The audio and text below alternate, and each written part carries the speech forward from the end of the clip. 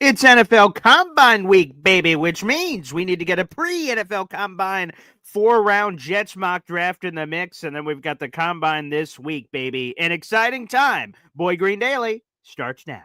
I'm going to lose my gosh darn bananas. Boy Green Daily starts now. Zoinks!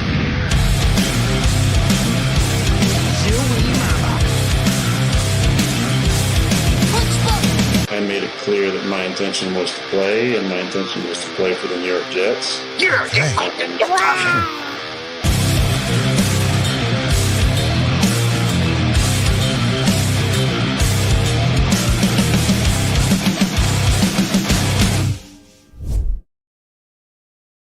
Good morning, everybody. I'm Paul Leston Jr., a.k.a. Boy Green. I'm the New York Jets digital reporter for Heavy.com. Welcome to Boy Green Daily, a daily New York Jets video show, also available wherever you get your podcast. Before we get this party started, we are 55 subscribers away from 7,500. And once we reach that milestone, we're giving away a free, F-R-E-E, free autographed piece of New York Jets memorabilia to one lucky subscriber here on the channel, baby. So again, make sure you guys hit that subscribe button if you're new to the channel, and we got new live shows every single morning at 7:30, baby. So I don't want you guys to miss out on the shows and also on the free stuff. It's a great combination. Make sure you guys like the video and hit subscribe. Let's bring in our special guest. It's every Monday to talk all things New York Jets. It's Dom C of Project Prospect. He has a direct link in the YouTube description down below directly to his channel. Make sure you subscribe there for all the juicy draft content he releases. Dom C, welcome back to the show, my friend. Hey, Paul, how are you, buddy? Good morning. Good Monday morning chat. Yeah. It's good to see everybody, so keep it coming. And Mark, I see time to get that Rodgers off your opening. I have put in a request to my guy, Gator McCluskey, so we're in the behind-the-scenes details of updating the intro, Mark. But thank you for pointing that out. I appreciate that. We'll see. We'll see if today on the show, as we do a 4-round mock draft, maybe Dom C right now is going to fix the quarterback problem, and I'll let Gator know exactly what quarterback we're drafting and who's coming in. That would be great if we could just figure it out. Bing, boom, bam. Perhaps that is going to happen. Can we start right there? I just want to give my 2 cents on the quarterback in terms of this draft class. Yeah. I'm not going to get into breaking down the prospects because the quarterbacks are, I think we got time for that because that's something that happens after free agency. That'll determine if there's really some smoke behind the fire, or fire behind the smoke behind the fire, whatever one, you know what I'm talking about. I will say this, 2 things, and this is just observation. One, Garrett Wilson's been liking a lot of Kyle McCord tweets and Instagram posts. Yes. I have not noticed again, that. Okay. There might be absolutely nothing to that, but I just figured, hey, it's Jets related, and Kyle McCord is a polarizing player nonetheless. I've seen people who think he is a lock to be a top 50 pick. I've seen people that think he's a lock to go mid-day 3. So the opinions on Kyle McCord vary. Realistically, honestly, I will say he's one of the, I think there's 3 quarterbacks in this draft that check off that check all the boxes in what Parcells would look for a quarterback coming out of college, right? The amount of starts, the amount of total yards thrown, the completion percentage, the age, so on and so forth, all those metrics that Bill Parcells would use that you'd have to mark off before he looked at you. Kyle McCord is one of 3. Dylan Gabriel and Cam Ward are the other 2. Wow. Yeah. So take that for what you will. Sure. And then the second thing on Cam Ward, I know that's been a big buzz point in Jets world this year. Very much so. Yeah. Listen, he's especially a great this week. He's a great player, and there's absolutely no denying that, I think he's gonna be a fine quarterback, a good quarterback. Don't know if I have him in that can't miss quarterback like I did kind of the 3 guys from last year for sure. Right. But he's gonna be a fine quarterback. If I think he's going to be the first quarterback taken, I think he's going to be the number 1 overall pick. At worst, he's going to be the number 2 overall pick. I just don't know if the Jets are trading up to 1 or 2. Now, if something were to happen and the perfect storm aligned and he fell down to 4, 5, and 6, 4 and 5 per se, I think 6 the Raiders would take him. I agree. You move, heaven and earth to get up to 4 or 5 to get him. I don't know if but I don't even think, like I said, I think a lot of this Cam Ward to the Jets stuff might be a little bit preemptive. Premature is the word I'm looking for. Yeah. Okay. Yeah. I mean, we'll see. I think this is a big week for all that for the Jets and their own conversations with Cam Ward. So put that in a bucket. The potential conversations of Jets and Titans people getting in a back room and saying, "Hey, what would it take?" And then if the Jets like Cam Ward or whoever, and conversation goes somewhere, then we're getting somewhere during NFL Combo Week. But none of that could also happen. So yeah, we'll hear more and more on that later. And quickly on Kyle McCord, as a Syracuse guy up here, seeing all the Kyle McCord games. I think it depends what game you watch. If you watch that Thursday night Pitt game where he imploded with 3 pick sixes, you could see a lot of bad Kyle McCord tape that he got all jumpy in a big game for Syracuse when they had hopes and dreams of the college football playoffs. If you want to see bad Kyle McCord tape, it's out there. There's a lot of great leading the nation in passing and all this other jazz. There's a lot of good throws you can see on there, but there is bad Kyle McCord tape if you want to look out there, and you can see how he responds to it. I always think that's really, Draft Day, the movie. Hey, watch the tape from the Ohio State game. What happens after the sack? And go through the whole rigmarole. Again, you could see it as always. But, just wanted to throw that out there. We'll see. I hope so. I love Kyle McCord. So whether it's the Jets or somewhere else, I hope he gets an op. Yeah, I see somebody in the chat, Taylor's talking about his top 95 percentage. Oh, let's throw that up. Yeah. Yeah, I think that's a Jesse Palmer stat. I know Jesse was just on some talk show talking about Kyle McCord. Listen, he's got a live arm. I think he's got an NFL arm. I think he plays with moxie. He does buckle under pressure at times. He's shown that he can, which is fine. The problem with McCord is people are either going to fall in love with his arm talent, right? And say, you know what, we're going to protect him well enough that, he's going to be a fixture in our, program. You put him in a West Coast style offense, kind of like, I don't know. I'm not comparing the two, but kind of like you slid, Brock Purdy into that San Francisco offense. Interesting, right? And I think he can. I think he can excel. Under structure. I think he could be a really good quarterback. Kyle McCord's got limited athletic upside. That's the facts. That's okay. Even at limited athletic upside, he's got 10 times more than me. So I'm not saying that it's an insult. Sure, right. But limited athletic upside, and he's just not going to produce much outside of a clean pocket. That's the reality. Okay. He can throw the ball with velocity. He can spin it as many RPMs as 95% of the NFL. That's all fine and dandy. But he does his best work under a clean pocket, which is that give you questions on his upside? No, I think that's a fair statement to say for any quarterback in the league. Yeah, that's what I was going to say. Everyone, they're probably going to do better, but I think that it's not as drastic for some. Where Kyle McCord, fair. Yeah, and again at 6'3", 6'2", 6'3", 220 pounds, he's big enough.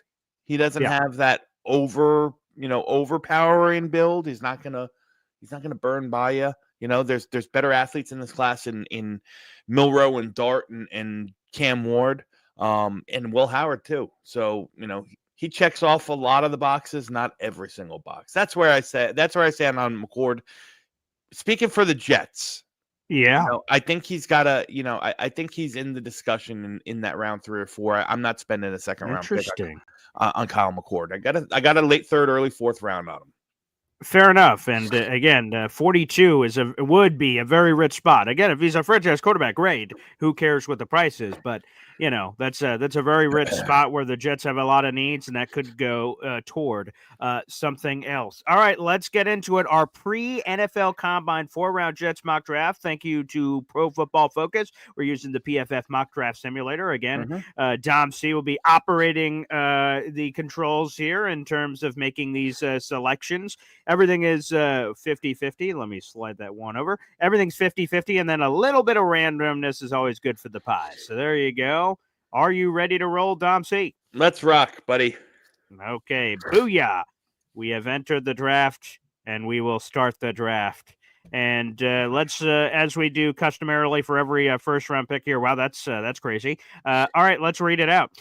Cam Ward, as Dom C predicted, goes number 1 overall to the Tennessee Titans. Abdul Carter, the pass rusher from Penn State, goes 2 overall to the Cleveland Browns. Shadur Sanders goes 3rd overall to the New York Giants, quarterback out of Colorado. Tet McMillan, or Tater Tot McMuffin, as Ricky New York likes to say, 4th overall, wide receiver out of Arizona. Mason Graham, 5th overall, the Jacksonville Jaguars, Michigan. Travis Hunter slipping and sliding all the way to 6, baby, to the Las Vegas Raiders. I would have liked him at one more spot, but that's neither here nor there. The Jets are now on the clock with the 7th overall draft choice, Dom C. Yeah. Again, I think we've seen this a couple times. In my opinion, this might be, arguably worst case scenario, unless because, I know that a lot of people like Mason Graham, and I think Mason Graham's a very safe play, and I think he's going to be a good player. So a lot of people like Mason Graham. But you take Graham, you take both the quarterbacks, and then Tet McMillan, who's really my fail-safe or fall, kind of comfort last spot resort. here. I got you. Yeah. Sure. Makes things a little difficult. Now, obviously, I know everyone's going to say trade back, but who are people trading up for? That's a good question. Let's be realistic. Who are people taking up for? There's no. I'll say this: the one lineman, the one wide receiver who's probably even remotely close to a top 12 pick is gone. Yeah. There's so much. Is this the spot where somebody just absolutely falls in love with Jackson Dart or Jalen Milroe and they want to get up? Is that the Jets move? Oh, hey. I don't know. But outside of that, I just don't know who people are trading up for. There's no line. I like this thought here. Not that you have to do this, but Alan says it. You could trade back for the Tyler Warrens or Mike Greens or Armand Membus. Another one I like a lot if you're considering the potential trade back. People have brought up Kenneth Grant is a fun one. Will Johnson's back there. Walter Nolan, Leger Duzable was pounding the table for. So there's tons guys here. Tons of talented guys. But who's trading up? It's easy to say trade back, get more picks. You can the better value, but who's trading up? Takes two to tango. Yeah. What? Just curious. Can you hit that little trade tab? I just want to see who's. Oh, there. Sure. Just for giggles. Yeah. Five people are calling you, Dom C. All right. We got the 49ers. Hit the drop down box on the 49 next to the 49ers. Oh, sure. Yep. Okay. And I'll tell you who's. Oh, I see. So 49ers, Dolphins, Colts, Cardinals, Browns. Browns all the way in the second round. Yeah. So you can eliminate that. You said the Dolphins pick 13, Colts at pick 14, Cardinals at pick 16, and then, like I said, the 49ers at pick 11. You want to have some fun? Pick one of them. Sure. Hey, okay. Listen, I'd probably say it's either going to be the Niners or the Colts or the Cardinals because screw the Dolphins. I'm not. Yeah, damn straight. Yeah. It's un-American. That happens, yeah. So I'll let you play with that. Go ahead. Okay, let's go Colts. I like that. They could be moving up for a Tyler Warren, perhaps. Okay, so let's try to figure out what this price is. So obviously we got to get. What are they going? 14-7? Yes. Let's see here. I got it. I want 45. So okay, we get 45. It says this trade has a 99% chance to get accepted. So 14-7, Paul, is 400 points. Okay. 45 is 450. I think you can. I think that's more than fair. For sake of this argument and speed, just take it. What do you want me to take? 14 and 45 for 7. Okay. Okay, let's do it. 115 won't matter. Just take the first and the second Okay. for this argument. Okay. There you go. Booyah. The trade was accepted. We got an extra second-round draft choice. There you go, Dom C. You're feeding the animals that all said, trade back, trade back. There you go, Dom. Everyone loves that. All right, let's resume the draft here. Let's see. Oh, wow, they moved up for Malachi Starks. I'll read these picks real quick. Colts got Malachi Starks, a safety out of Georgia. Luther Burden III, wide receiver in Missouri, went 8th overall to the Panthers. Will Campbell, the Saints desperately need offensive line help. He stays here in LSU. Will Campbell goes to the Saints. Bears go Ashton Genty. Wow, that's cool. Kenneth Grant, defensive lineman, Michigan. Mike Green, pass rusher, goes to the Cowboys. And Will Johnson, the corner, goes to Michigan. So now we're on the clock at 14. Yeah, so I had kind of hoped on Kenneth Grant being in this, comfort spot. Sure. You got some other D linemen here for sure that can go. There's a couple guys I want to talk about briefly. Yeah. Like, listen, we all know about Tyler Warren. He's definitely going to be in, the discussion here. Okay, no question. There's no question about that. I want to talk about a couple guys, 3 guys in particular. Okay. The first one. The first one, just go to the edge rushers if you can. Oh, sure. Yeah, let's just go straight over there. Okay, let's go edge. Okay, here we go. So the first one is sitting right there. Stop. You can talk like James. I'm not going to talk about James Pierce. He happens to be high on my board. He's my number 9 player in the class.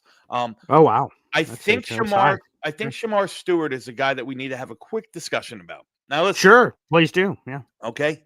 This is, as we're getting into the combine, this is a name that you're going to have to remember. Shamar Stewart is a freak of nature. I hate to break it any other way. At 6'6", 290 pounds, he moves like James Pierce does at 245 pounds. The guy is electric in his movement skills. Listen, there's a chance that he runs sub 4.5 at 290 pounds. I mean, it's something that's insane. Something that's absolutely insane. He can do anything from play 3 tech all the way out to 9 tech. Like a wide 9 spot. Yeah. Very versatile. Like I said, athletic as could be, sudden, strong, stout against the run. I think if the Jets run 3-4 base principles, he could play that the 5 tech 3 end or 5 tech defensive end. Here's the thing. Yeah. Not a lot of production in college. I think he had 4 sacks throughout his career. So you got to make the leap. He can get there. He can't get home. He's not even going to be 21 years old at the time of the draft. So that's crazy. The projection on him is going to be through the roof. Same thing with Michael Williams. I think Michael Williams, you got a Georgia kid. Yeah. You got a Georgia kid. I see somebody Sears talking. Do we need another edge? Yes, we absolutely need another edge, guys. Remember, this is Jets, kind of Jets tainted view on a lot of things. We don't know what JJ is going to be. I love Jermaine Johnson. I do. I love Jermaine Johnson. We have no idea what he's going to be like. Coming back off an Achilles, less explosive, in a position where you need to be explosive. On top of that, if he's not great, what else do we have? Who else do we have, Paul? We have Will McDonald. Will McDonald. That's it. But you really need 3 guys. You know, you need 3 guys in that room. And I happen to like Eric Watts a lot. I think he's going to be more of that run stuffer, early down situation type. You need another guy. So the idea that we don't need another edge because we have Will and JJ is just wrong. You're drafted not only you're not plugging a hole automatically right here, right now this season. Do you have a starter in 2 years? This is the area. So. That's the big. Just real quick, we've talked about this before, but it's worth reiterating every time this comes up. The biggest misconception in draft history is missing right tackle. I draft right tackle. Booyah! Correct. No, this isn't free agency. This is about thinking multiple steps ahead. Oh wow! I'm not saying we're doing this here. Quincy Williams entering last year's deal. We're going to need an off-ball linebacker to step in after Quincy. So, that's what it is. So, again, I really like Tyler Warren here, but we've had that conversation before. Yeah. That'd be nice scenario, but. And we've taken Tyler Warren before. So, correct. I'm just trying to. No, let's mix it up. I agree. Yeah. So Shamar Stewart here is one of the guys that I might not pick, but I think the Jets fans and all NFL fans need to get familiarized with, Okay, because I like he that. has the ability to blow the roof off the combine, and this is going to be the area where he goes. Okay, Oh, baby. so I'm not going to pick him. The second guy I want to talk about is, can you go to the wide receiver room? Oh, wide receiver room, sure. Yes, sir. Oh, yeah. Yeah, we know what you want to do. You want to Emeka Egbuka the shit out of this. Emeka Egbuka might be in consideration in this range. Ooh, This might be a little bit. This might be a little bit high, but listen, again, in a draft where there's only going to be 8 to 10 first round, consensus first round picks, you go get your guy. So if this is your guy, you go get him, right? And you pick up an extra second. So I mean, and you need a wide receiver. All right. So the question with Egbuka is going to be, how big does he come in? Right? Is he at the combine here? Yeah. He's going to be plus 6'1", but is he sub 200? Is he a little bit on the frail or skinny side? You hope not, because it's going to take some of his strength away. I personally think a couple things. I think Emeka Egbuka is the best route runner in this class, bar none. Jack Bech is probably second. He's a distant second. Emeka Egbuka is versatile enough, I think, to play inside and outside. Think Jackson Smith and Jigba's role in Seattle, where they moved him inside. They played him inside, outside, depending on the scheme or whatnot. I like that kind of versatility on my offensive weapons. He's never going to be a pure boundary X receiver. That's not his skill set. People are going to question if he can get off press man. If you have him at the Z or the flanker or the slot, that can alleviate some of the worries. He's not going to be lined up in press man all the time on the outside. But he's going to be a quarterback's best friend. Again, 2 years ago, before he got injured, he was the best wide receiver on that team, on a team that included Marvin Harrison Jr., right? We know how well Ohio State puts out wide receivers. I think wide receiver U. Yeah. I think they are wide receiver U for sure. So he's in the conversation here. There's one more guy, Paul. Okay, who's that? You made mention to something before, and I'm happy that you did. Oh, yeah. Ooh. You talked about Quincy Williams. Quincy Williams is 30 years old in the last year of his contract. Probably, if I had to guess, probably playing in the last, year of his contract. Jihad Campbell out of Alabama is somebody that needs to be discussed. I forget about how PFF has him ranked. This is the range. This is the range where he's going to go. Because so PFF says around the 39th pick, which is, we've had him sometimes in the second round. So PFF is not as high on him. PFF's rankings are Trevor Sycam's personal rankings, like 1 through whatever. So screw Trevor Sycama. Yeah. At Tampa Bay Trey. Boo. So I think this is the range. This is the top part of the area where you're going to see Jihad Campbell come off. Okay. He is the prototypical Mike linebacker, right? He is strong inside the tackle box, coming downhill, fitting the run, like you want your middle linebackers to do. But again, he's got like unicorn sideline to sideline speed, like Jamian Sherwood as well. He can flip his hips. He can cover with running backs. He can cover tight ends. He can play man coverage. He was a former edge rusher. He can blitz the quarterback. To me, this is the compliment that I love next to a Quincy Williams type. This is the guy that's going to be the CJ Mosley replacement for the next 10 to 12 years. Yeah. So that being said, I love Campbell. All right. I'm going to, so if I was the GM, hear me out. Don't make the pick. You are. Okay. If I was the real GM, GM, not the Paul Boy Green mock draft GM, if I was the real GM, I'm having the conversation about Jihad Campbell because I think he's that good. He's my 7th player in the class overall. I'm going to veer off. I'm going to go towards the wide receiver, and I'm going to take Emeka Egbuka here at 14. Listen, it's a need. Regardless of what happens to Garrett Wilson, I'm sure he'll be here long term. But why not bring another Ohio State guy in there? That's a phenomenal combination that you have of precise route runners, no matter who the quarterback is. And, you varied some value with, a position in need and gained an extra second round pick. So now we'll be quick because I got short time. I got short time here. Of course. So yes, right. Yeah. And I want to stay. You can stay right here. Oh, Okay. You can stay right here because there's two guys that I like. Yep. And they happen to be those two defensive linemen right there. Tyleik Williams is your bigger body.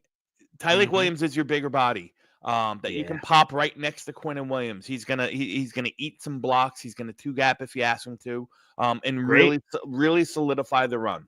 Shamar Turner still on the board. I'm not going to take him because I don't think it's fair. I think he'll be. Yeah. Actually, that's Shamar Turner, not Shamar Stewart. I apologize. But the other guy I want to talk about is right there from Arkansas, Landon Jackson. Do you know Landon Jackson? Do you know who Landon Jackson is, Paul? Not much about him, no. Yeah, 6'7.5", 275. Oh, good night. Defensive end, big, strong, physical.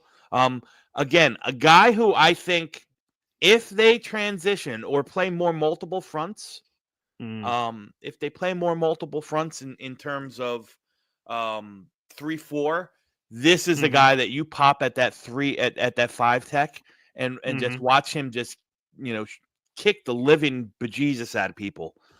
He's physical, he can rush with power, still developing that other pass rush bag, but that's going to come. He's just long as could be. Let me see if I have his measurements here from the Senior Bowl. Of course I don't. Oh, that's all right.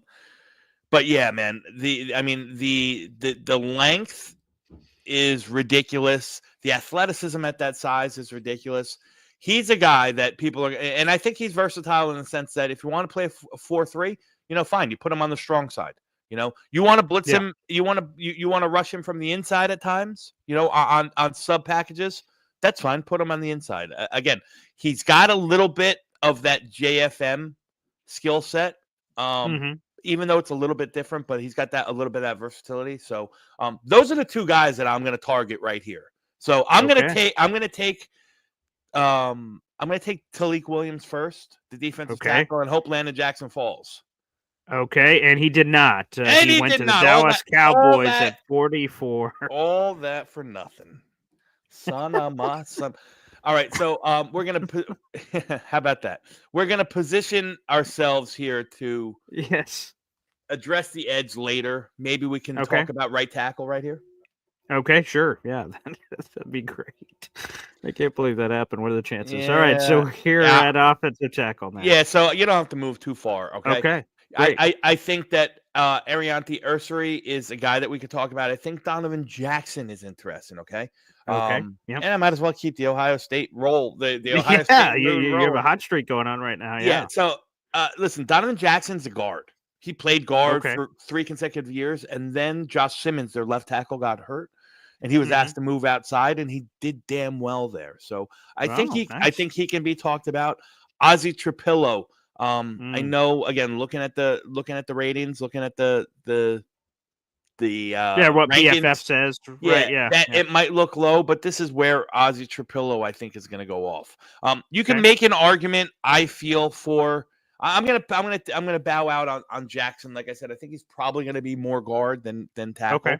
But I think you can make an argument for either Ursary or Trapillo. Trapillo's a right tackle. Ursary played right and left. There's questions on if he needs to move inside the guard. So I like them both. So I'm going to defer to you. Do you want to take? Do you want to take Ursary, who really showed off very well? I questioned some of his movement skills and some of his flexibility on film, but at the Senior Bowl he really played well. And then Trapillo's 6'8", 330 pounds. So you're going to have some high hipped, tall tackle problems with him. And he's a Patriots fan.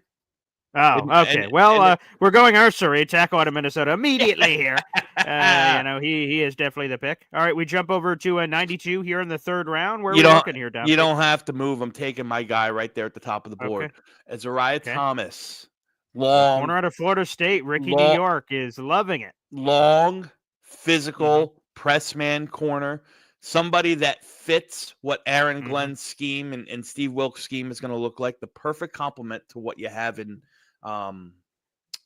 Sauce Gardner. Okay. So all right, there you go. There's pick 92, the last pick of the third round. Now we're in the fourth round. Pick 108, final pick. Okay, can we go to the tight ends? I just want to see what's on the board. Ooh, tight ends. Okay. Hey, maybe Tyler Warren's still here.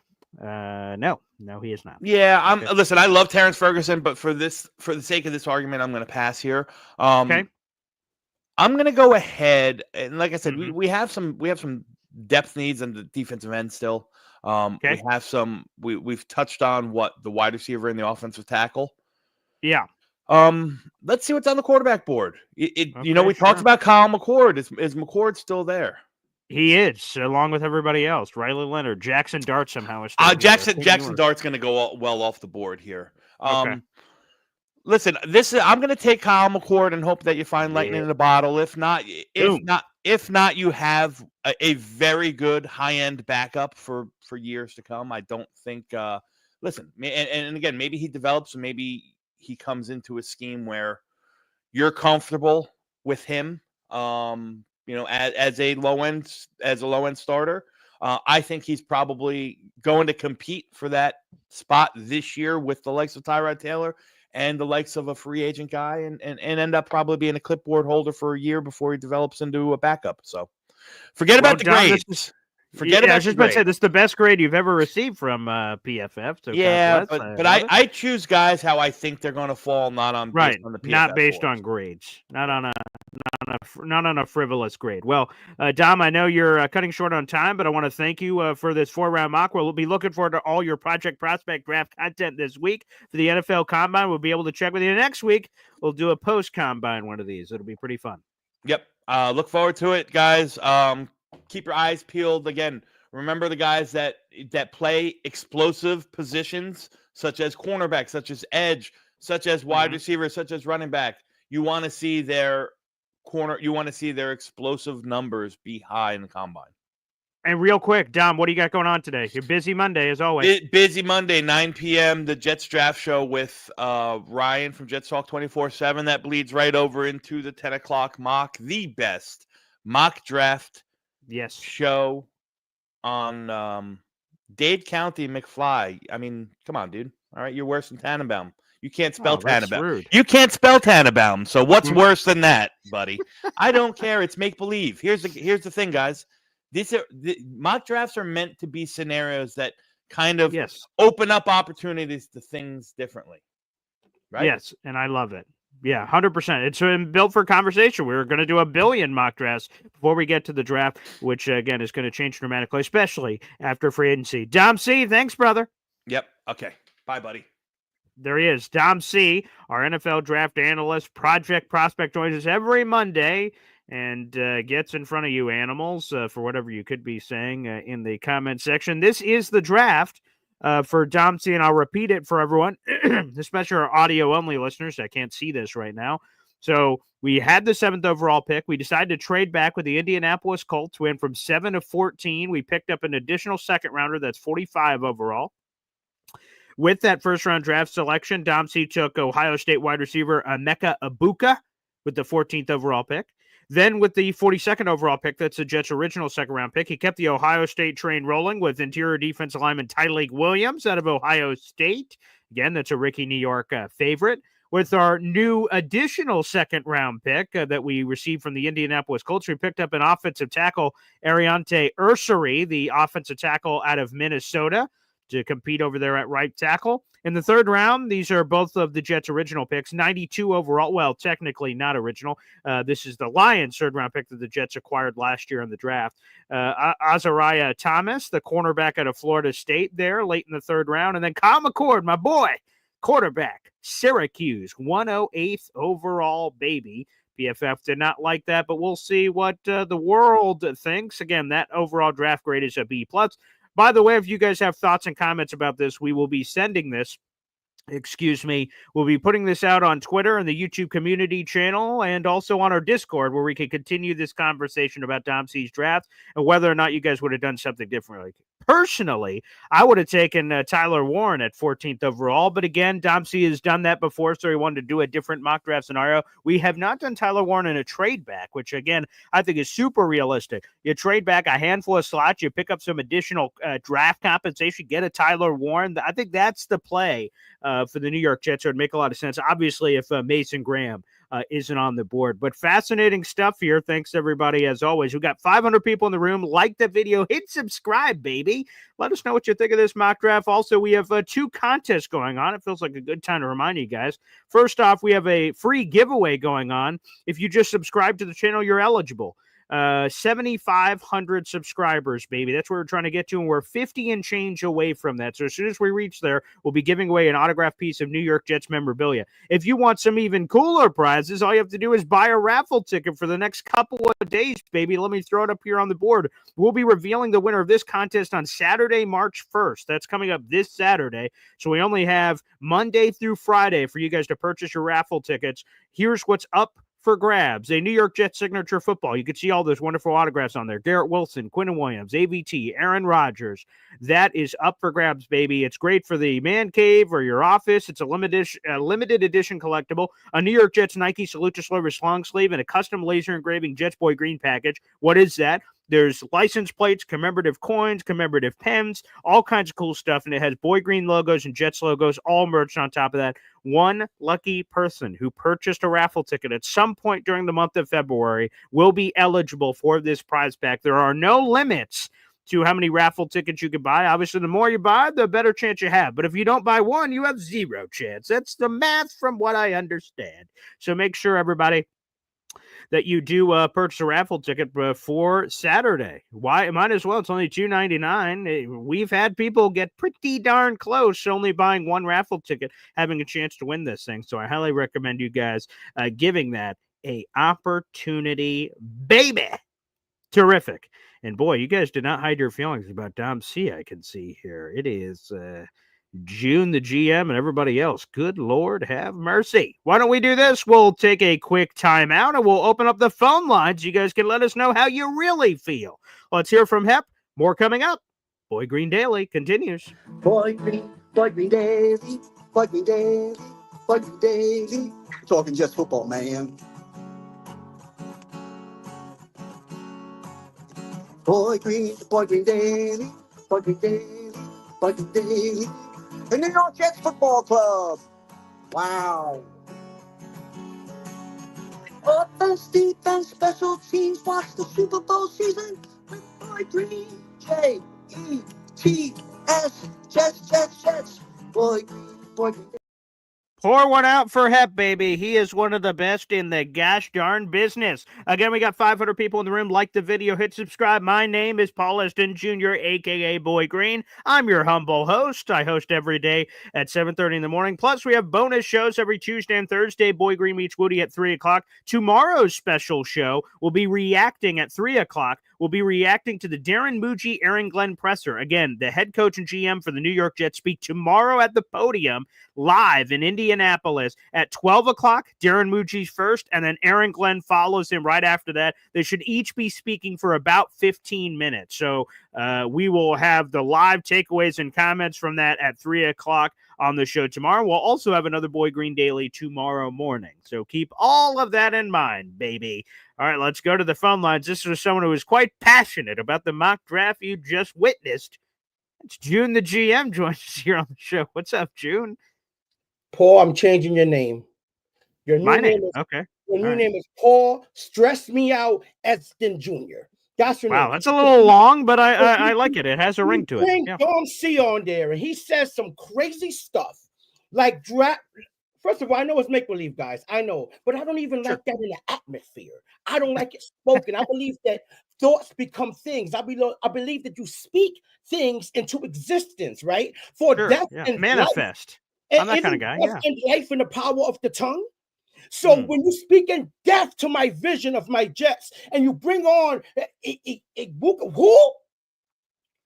The guy who couldn't be a number one in Ohio State for 15 years? I like him. In a second round. In a second round, I like him.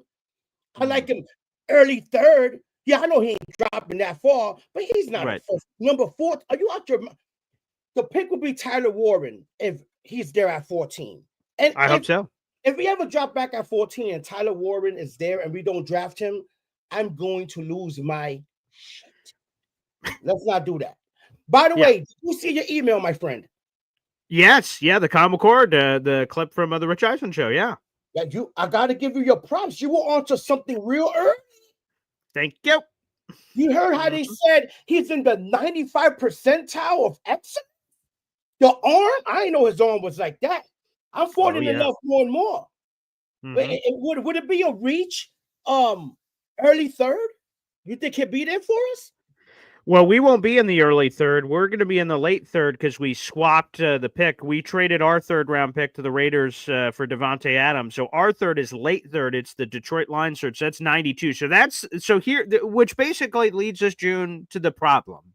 Because the Jets pick at 7. Obviously, they're not picking Kyle McCord there. And then the next time they pick is 42. And then the next time they pick after that is 50 picks later at 92. So if you're the Jets, let's say Kyle McCord's your guy. I have no idea if that's really true, but they should because I love Kyle McCord a lot. But if he's their guy, do they go, shit, we could take Kyle McCord right now at 42. But, man, we think he might be available sort of around 92.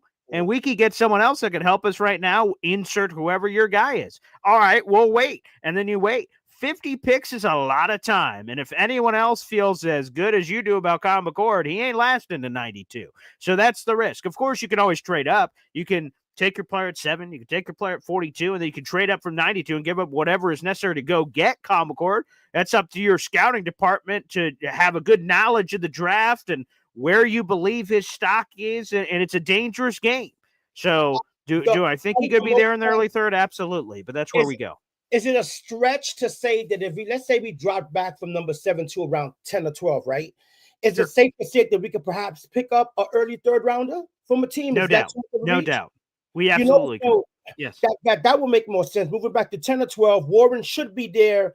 I don't think no later than 12. Grab Warren, grab another high-end prospect in the second round, whoever that may be. Ibuka, I won't mind that in the second round. I won't mind the wide receiver from Missouri in the second round, Luther. Yeah. And then early third, grab a McCord. But I'm intrigued by McCord. I'm really intrigued by him. I think the way Palmer knows his stuff. I don't know why he don't get more love. Everything's Don Orlovsky, who ran off the back of the end zone. I don't know how he became a guru of quarterbackness. I don't know. Anyway, that's a different story. But Palmer actually, trains quarterbacks. He knows his stuff. And the way he spoke about him, I said, damn. And guys, if you don't know what I'm talking about, once again, the GM points you in the right direction. If you do the research, it's on you. There's an interview with it's Jesse Palmer, right? Jesse Palmer. Jordan Palmer, you're talking about? Jesse Palmer is a college football guy. Yeah. On what show? Say it one more time. On what show he's on? Is it our boy, our fellow Jet fan, the show he's on, Palmer? Oh, the one that you sent me the clip of? Yeah. Yeah, that was the Rich Eisen show. Yeah, that's Jordan Palmer. He was on the Rich Eisen show. Yes. I got that episode. He talks about the kid McCord that our boy Green been up on him 7 months ago. I don't know where he's been this information. You got to watch him. Listening. Paul might be sneakily working for the New York Jets scouting team. I'm just letting you guys know. Listen to what he's saying. He knows his stuff. I'm good today. I'm fired up, as you can see, because I got my coffee drinking out of my Hustle cup. Hustle juice, baby. Coffee, very nice. Caffeine, you need it. I'm excited to hear what Muji got to say. Hopefully he says something this time, right? Instead of sitting there like this. I hope. We can only hope for some answers. June, I love the call, baby.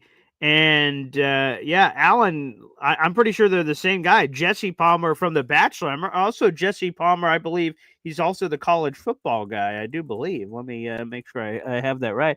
Yeah, there you go. Yeah, he's a Canadian TV person now. He also does college football. He does other college sports. But, yeah, he's The Bachelor. It's all the same guy. So, yeah, Jordan Palmer is the former quarterback. Jesse Palmer is the college football guy and the Bachelor guy and all that other stuff. So, Jesse and Jordan Palmer.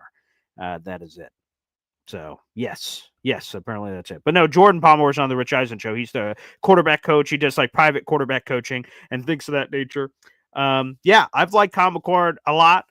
For those who don't really know his story, I'll give you a little bit. I'm sure we'll do a future show about it because my Pops, Hop on Pop, is also very high on Kyle McCord.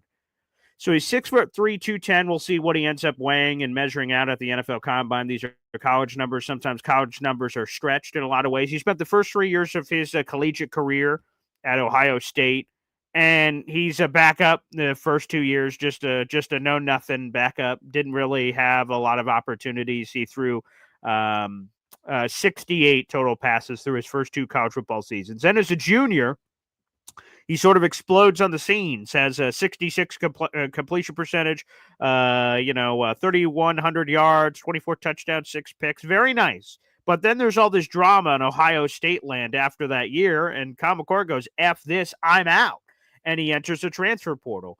And Fran Brown, the Syracuse head coach who just took over from Georgia, he had this like special relationship with Kyle McCord's mother. There was a whole thing where he knew Kyle McCord's mother from a nursing thing. And long story short, that weird connection got Fran Brown to know Kyle McCord. So as soon as midnight hit, it's kind of like free agency, right? Where you show up at the player's house at 12:01. As soon as the transfer portal window opened, Fran Brown was at Kyle McCord's house selling him on coming to Syracuse and delivering for the Orange. And so Kyle McCord picked Syracuse. And a lot of people make fun of Kyle McCord because I don't know if you know, I'm sure some of you do, Syracuse football has been booty cheeks for the last 20 years. It's been not good. The last golden age includes guys like Dwight Freeney, who just went into the Pro Football Hall of Fame. Dwight Freeney had a full NFL career, retired, and then went into the Hall of Fame before Syracuse was good again. Like, think about how long of time that took from the early 2000s. We're talking about, mid to late 90s, where you had Marvin Harrison Sr., not Jr., Sr., Donovan McNabb. You had a couple of those Syracuse guys come out, and then Syracuse was in the abyss with guys like, after the end of the Paul Pasqualoni era, to Greg Robinson, to Doug Marrone, who had the stint as the Buffalo Bills head coach, and Scott Schaefer and Dino Babers. And then, booyah, Fran Brown shows up, is able to lure Kyle McCord from Ohio State to Syracuse. Syracuse, again, did not have all this chutzpah that they had. They had one good year with Dino Babers. That was back in 2018, where they had a 10-win season. Every other season was awful. And Kyle McCord comes here, and Jeff Nixon, the Syracuse Orange offensive coordinator, and Kyle McCord have this great combination, and boom, goes off. Oronde Gadsden, he's another player not Syracuse fans, Jet fans should circle. He's basically a wide receiver in a tight end's body. He's got NFL blood running through his veins. His father played in the league, Oronde Gadsden Sr. I'm telling you, man, Oronde Gadsden's a guy to circle. He's a big, gangly, freaky-looking tight end. He's not going to go in the first round. He's going to be a mid-round pick. But I'm telling you, Oronde Gadsden, there's a lot of great Syracuse players. You're going to see a bunch of them at the combine. LaQuint Allen, the running back, Oronde Gadsden, the tight end, Kyle McCord, the quarterback.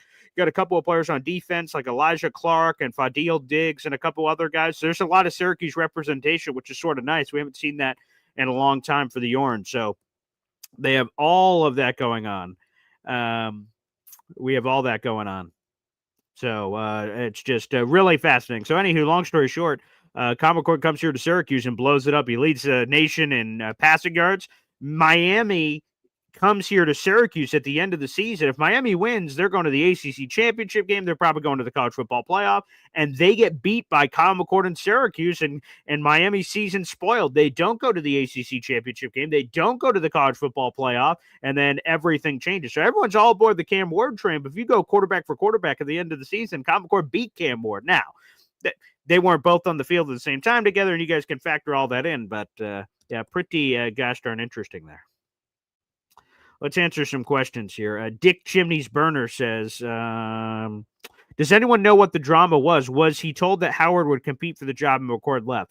Yeah, that's not what I heard. I just heard that it wasn't even a competition thing, and I don't know the legitimacy of what I heard to what is the actual truth, or whether or not we'll ever get the truth.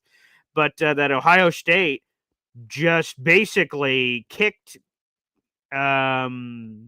you're talking about Will Howard, that Kyle McCord was basically like kicked out, overlooked, like they didn't think they could win with Kyle McCord, that they couldn't get over the top of Kyle McCord. Now, Ohio State ends up winning the national championship. They look like geniuses, but for a large part of the season, like, oh boy, what a terrible mistake letting Kyle McCord go, and he's killing it in Syracuse. Now, Ohio State gets the last laugh. They get the national championship, but from what I heard, it wasn't even about a competition. It was just about like, hey, we don't think you can do it. Like they didn't believe in him. And he goes, okay, if you don't believe me, I'll go somewhere where someone does believe me, lands at Syracuse, and everything goes along.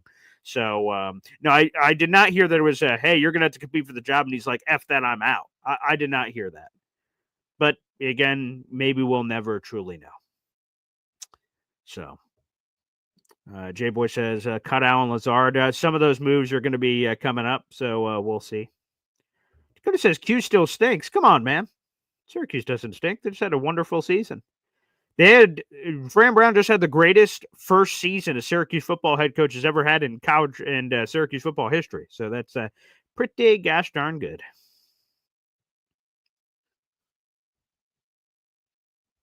So we'll keep an eye on it. There you go. I didn't even, not this one. Kyle McCord and Garrett Wilson were together at Ohio State for a year. Great. Perfect. Great.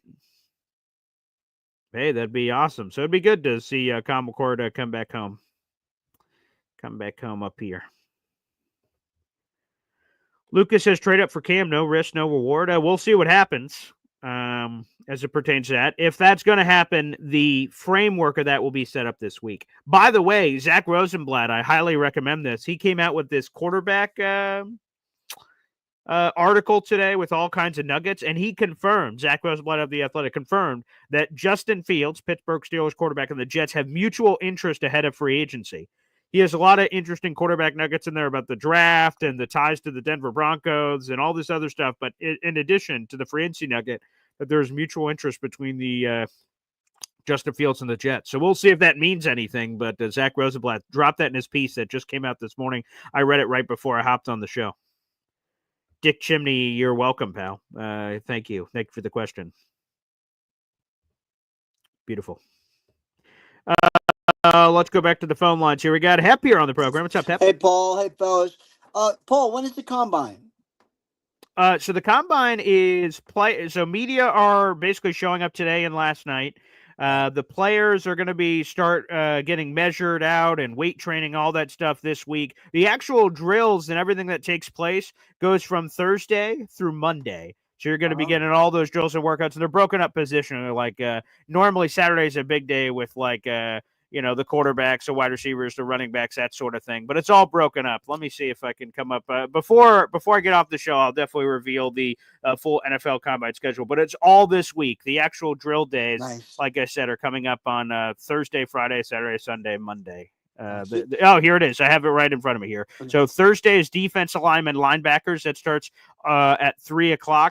Friday is the DBs and the tight ends. That's Friday at 3:00. On Saturday is the big day. Like I said, quarterbacks, wide receiver, running backs. That's Saturday at 1:00. And then the final day for this year is offensive linemen. The Hog Mollies is on Sunday at 1:00. So technically the drill days that we're all Rich Eisen and Daniel Jeremiah doing all their play-by-play. That's Thursday through Sunday, but then there's some extracurricular activities over the coming days.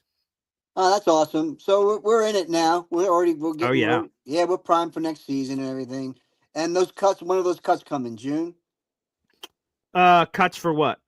Well, the big cuts, the big money cuts, like Aaron Rodgers. Oh yeah, I mean they're coming imminently. Basically, Aaron Rodgers probably won't be till literally, league year kicks off March 12th at 4:00, and then the transaction comes in of that. But a lot of these teams are making cuts right now to make cap space ahead of time, and they're just dumping guys. So yeah, I imagine we're going to get a couple of jet cuts coming up here. So combine weeks this week, so it'll probably be pretty distracted. But the week after, so the next 2 weeks after that is when players are going to start just hitting the open market.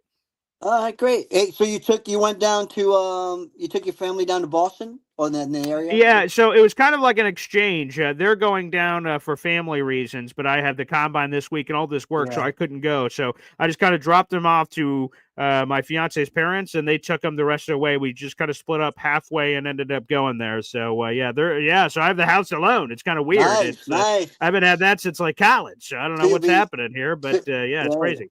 You'll be eating in, you'll be ordering in and watching TV in your underwear. Yeah, that's it. That's the man's dream. So it's good to check that off the bucket list every once in a while, Hep. Yeah. All right, fellas. Thanks a lot. Tell the rebound. Appreciate it, Hep. Thanks for the call.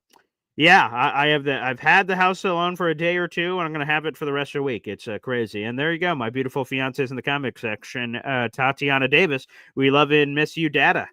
Yeah, for some reason, I don't know if YouTube is just trying to be a jerk or something, but you know how we all have commercials you have to watch on YouTube? Before the show, I keep because I'll either be listening to like NFL films music or something because I'm a football nerd or whatever, and a commercial plays before the video, and it's this little girl. I don't know what the commercial's about because I always skip ads as soon as I can, especially that one because it's like a tearjerker. This little girl is running out the front of her house going, Dada, you're home, and like kind of waddling like a penguin. And then like the father was coming home from either the military or work or something and said, we missed you. And I'm like, Jesus, this week of all weeks, you had to be throwing all this out there. So that was incredibly tear jerking. But I do appreciate it to my beautiful fiance. So yeah, I'm just going to be really focusing on a lot of work, and it's good with the NFL Combine week being able to focus on all that stuff. So that part of it's going to be great. But shout out to my fiance. Shout out to everybody out there. Party of Paul's. J-Boy just said it. Oh boy. Here we go. Number one Osher Jeff fan said Sheldon Rankin's cut. Get him for depth. Yeah, I enjoyed Sheldon Rankins here. He was fun at the podium, and we need defensive line depth. So that'd be great. And he'd probably come relatively cheap too. So there you go. Jared B says I'm in my underwear on every show. I will neither confirm or deny those reports. I'll simply plead the fifth. Havmo says turn up the thermostat. If anything, I'm turning down the thermostat, to be honest with you. I'm turning it down. I prefer it cold as hell. Because if it's cold, you can put on more gear. If you're hot, you got to strip down, and then you're just still hot. It's always been my perspective, but, so we'll figure out what happens. Yo, Holmes, I get this question at least every day of my life. When are you wifing up your lovely lady? Good things come to those who wait, Yo, Holmes. Good things come to those who wait. I'm trying to break the record for longest engagement of all time, and it's running like, I don't know, 7 years or something. I don't even know if that's how long it is. I have no idea. It's been a long-ass time, though. It's been a long-ass time, though. Either way, I'm enjoying it. All right, let's go to the phone lines for one more call here before we head over to the radio station. We got NYJKO here on the show. What's up, pal? Welcome back. What's up, BG? Good morning, man. Yeah, good morning. I was watching the Senior Bowl, and there's a lot of good prospects.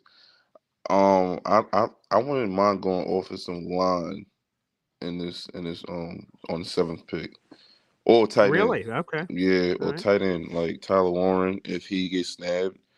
I would go to offensive lineman from Minnesota. I forgot his name. The guy's a stud though. His name is Air. Oh yeah, we just had him in the mock draft. Yeah, he was a second round pick. His name is Ariante Ursary, offensive tackle out of Minnesota. I think that guy's going to be a star at the next level. I believe, like honestly. Oh, okay, because you got to think if we're losing Morgan Moses, we're going to need somebody on that. Yeah, it seems that way.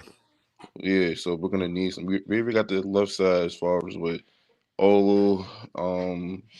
Who's the other guard over there? We got Olu on that side. John Simpson, AVT. Simpson. Yeah. Listen, big shout to AVT, man. AVT balled out this finally year. A healthy year, thank God. Yeah, healthy year. So we know we got in him. You know, Joe Timmons going to come along, get better eventually. So, but we got to solidify the right side of the offensive line. Must, no doubt. And we need some depth. Yes, we need depth on both sides, offensive line and defensive line. Correct. Honestly, so and I think we get a steal at corner in the later rounds. I'm fine with that. Yeah. Yeah, go opposite of Sauce Gardner, but it's tricky because I'm seeing Cam Ward in some of my drafts. A lot of whispers. So yeah, Cam Ward's a monster. I watched Cam Ward this year. The guy can flat out play. Or honestly, like don't sleep on Jalen Milroe from Bama. Okay, he's another guy who could probably go in the later rounds, or might be a first round sneak. So, but Tyler Warren I think would be unbelievable. To go along with Breece Hall. I see Ted McMillan in some mocks.